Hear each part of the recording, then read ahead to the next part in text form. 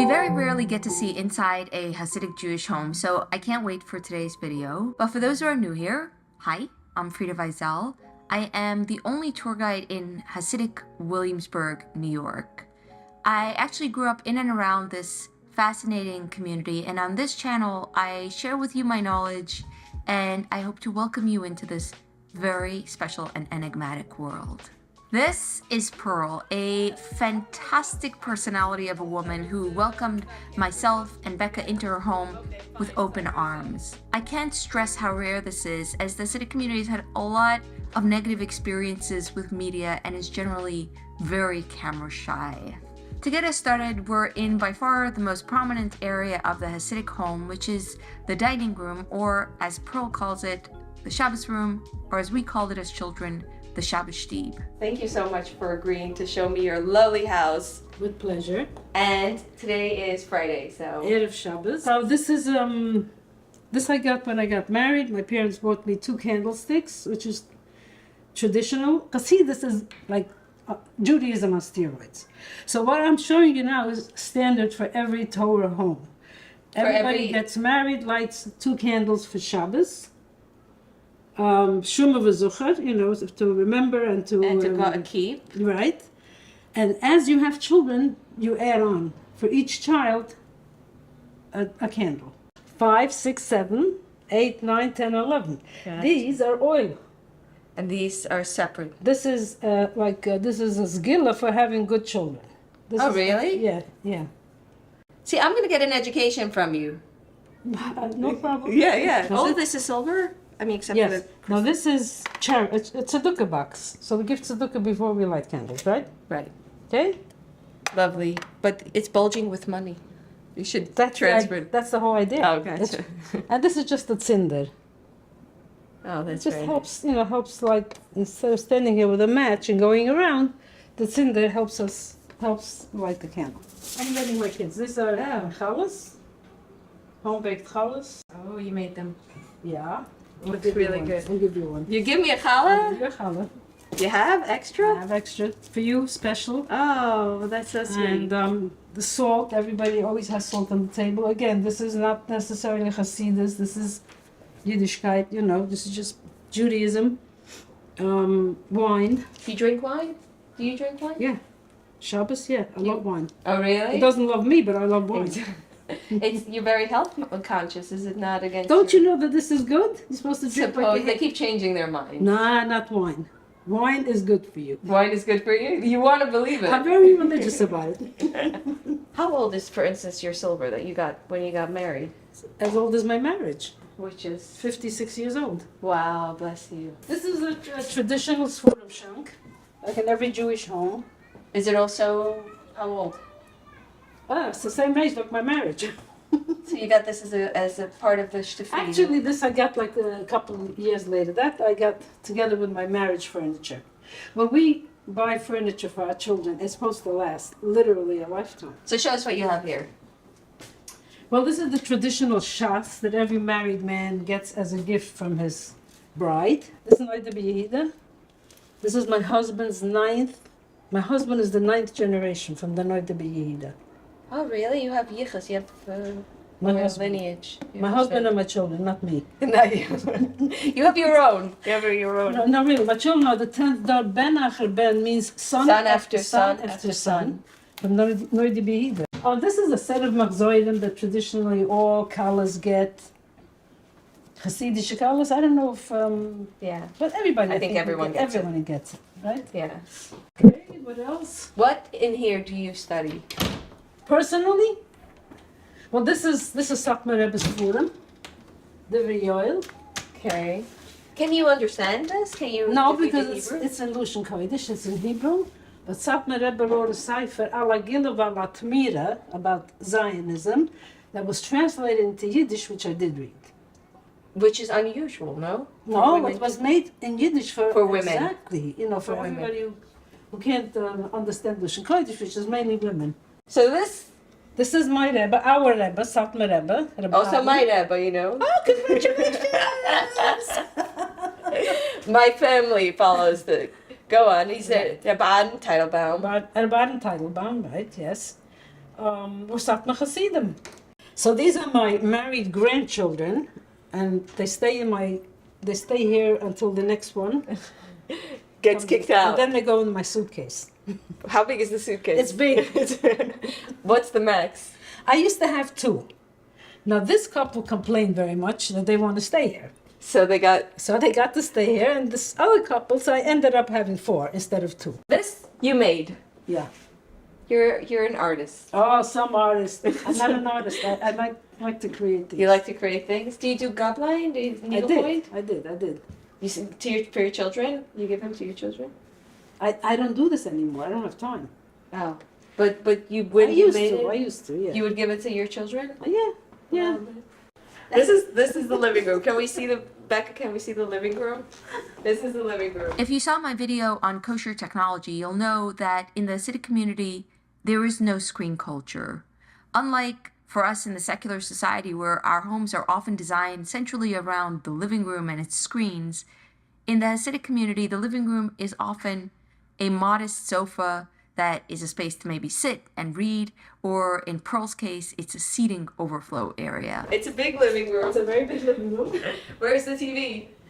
What TV? Yeah, I'm kidding. I basically we use that Shabbos. There's absolutely no screen culture in your house. Absolutely not. Like coming into the house, plopping down, watching something.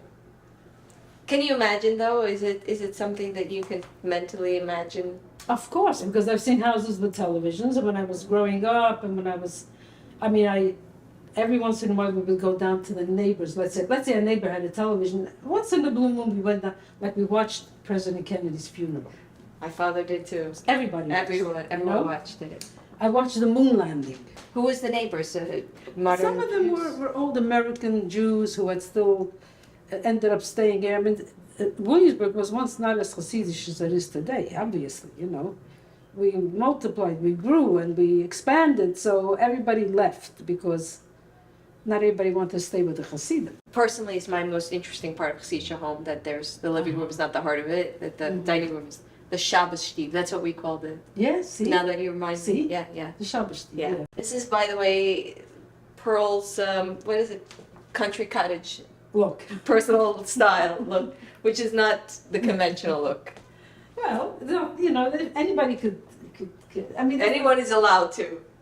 nothing stopping anybody from having unconventional. Except if the neighbors turn up their noses. Who cares about the neighbor? Who cares? Never cares about the neighbors. That's why I say you're unconventional. You don't have a lot of religious things. You have the Rebbe and you have, but this is not religious, right? Everything is religious. Of course. Everything is religious. Of course. Sorry, It my was bad. put up with religious fervor. I see. the country cottage look. What is that? That is alamechyu. That's what we say over eating anything made with like cakes or cookies.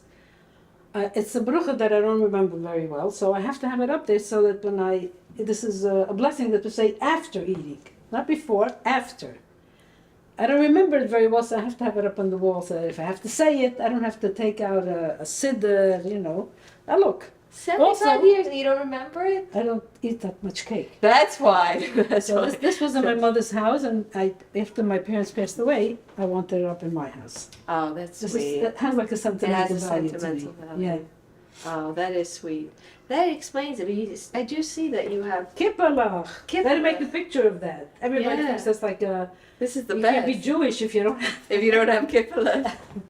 You have a sweet little kitchen mini kitchen. A dairy sink and a meat sink, right? to keep separate. So this is your dairy. Right. The dairy, in the small kitchen, the dairy will be smaller than the meat. But in a large kitchen, it'll be the same size because Why not? why not? Right, Yeah. exactly. And of course, this is To wash your hands. wash the hands when before we eat bread, right? And coming out of the bathroom, we don't wash our hands in the bathroom. We wash our hands outside of the bathroom. Because there's a. It's not a clean place. It's an Gotcha. unclean place, not in physical terms, in spiritual terms. Okay, it could be the cleanest bathroom. It's considered an unclean place because It's a place you. it's self-explanatory. Yeah. But yes, thank you. So how do you cook in this tiny kitchen? I'm used to it. You're used to I'm it. used to it. Yeah. Yeah. You have to get used to it. You know, I'm also a minimalist. I see. You know. Especially now that my husband and I are senior citizens, we don't need that much space. I mean, I don't need that much space anymore in the kitchen. Yeah. You're not.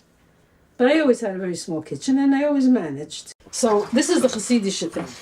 Okay. So these candles are put on for our rebbes who are not alive anymore, righteous people, sages. Okay, one of them is for Rabbi Yoel ben Reb Chananya Yom Tov Lipa, Satmar Rebbe, and some other rebbes. And I put this on every day, and my husband does his own thing in the shul. But I also do this, and I ask Hashem that in the merit of these righteous people, He should give me good, whatever I want to ask for. Good children. Good luck. Help me lose weight. I see. Does it work? It does. It does. Okay. Good. You look very good. It's so this is like sort of, I'm talking to Hashem, I'm talking to God, and I'm saying in the merit of these righteous people, help me with making a living, Right. having good children. You're asking for material health, things. Yeah. good health, things that people want. Yeah, that's what we. Do your kids do this as well? Yeah, almost everybody, almost all Hasidic people. Another fixture in Hasidic Jewish homes, which isn't quite furniture but is still a very important part of the home, is Hasidic Yiddish media entertainment, which replaces the unkosher secular publications. Pearl shared with me her copy of the Yiddish newspaper, which she buys religiously and reads cover to cover. Can we see Yeah. what you read? Yeah. Is that what you read, or is it what your husband I reads? read it cover You to read cover. cover to cover the. Cover to cover. Not because I can't read English. I read this every Shabbos. I mean, there's a lot to read here, very much to read it. Most of this is advertisements.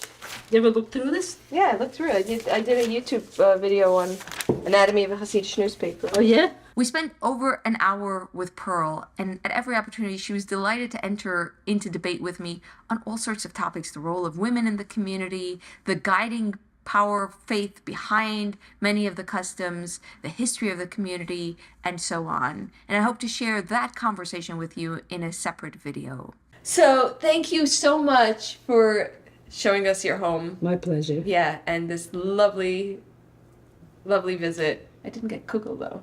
I want to give it to you. Yeah. I want to warm it up. Oh, you wouldn't warm it up? Oh, you want to eat cold kegel? No, I don't eat kugel. You're right. I should have warmed it up already.